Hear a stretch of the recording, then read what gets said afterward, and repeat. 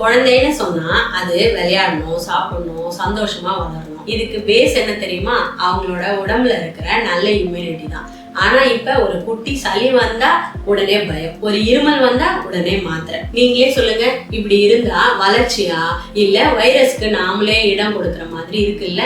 அப்ப இம்யூனிட்டியை எப்படி பில்ட் பண்றது, அதாவது நோய் எதிர்ப்பு சக்தியை எப்படி அதிகரிக்கிறது? முதல்ல பழம், பருப்பு, முழு தானியம், நாட்டு சத்து இருக்கிற நிறைஞ்ச உணவுகள் இது எல்லாத்தையும் கொடுக்கணும். ஜங்க் ஃபுட்டை தள்ளி வச்சிடணும். ரெண்டாவது நல்ல தூக்கத்தை கொடுக்கணும், சரியான நேரத்துக்கு தூங்கணும். மூணாவது வெளிச்சம். நம்ம உடம்புக்கு விட்டமின் டி ரொம்ப முக்கியம். அதுக்கு காலையில 7 மணில இருந்து 9 மணிக்குள்ள விளையாட விடுங்க.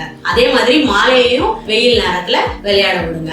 நாலாவது நெருக்கமான அன்பா இருக்கிற சூழ்நிலையை உருவாக்கணும். அதாவது வீட்டுல அன்பும் பாசமும் நிறைஞ்சிருக்கணும். குழந்தையோட மனசுல பயம் இல்லாம சந்தோஷமா இருந்தா அதுவே அவங்களுக்கு நல்ல ஒரு இம்யூனிட்டிய கொடுத்துரும். வீட்டுக்குள்ளேயே சும்மா உட்கார்ந்து இருக்காம ஆட்டம், ஓட்டம், நடனம் இது மாதிரி சுறுசுறுப்பா இருக்க அவங்கள பழக்குங்க. இந்த மாதிரி எல்லாம் நடக்கும் போது குழந்தைங்களோட மூளை அலர்ட் ஆகும், உடம்பும் சேஃபா இருக்கும். குழந்தைய இயற்கையாவே நோய் எதிர்ப்பு சக்தியை போராடக்கூடிய அளவுக்கு அவங்க உடம்புல ஒரு பவர் கிடைச்சிடும். நான் என்ன சொல்ல வரேன்னா, அதாவது டேப்லெட்டுக்கு முன்னாடி டேபிள்ல உணவுல சக்தியை கொடுங்க. குழந்தைங்களோட இம்யூனிட்டி ஃபவுண்டேஷன் நல்லா இருக்கும். இந்த ஒரு நல்ல மாற்றத்தை நம்ம வீட்டுல இன்னைக்கே ஆரம்பிச்சிருங்க.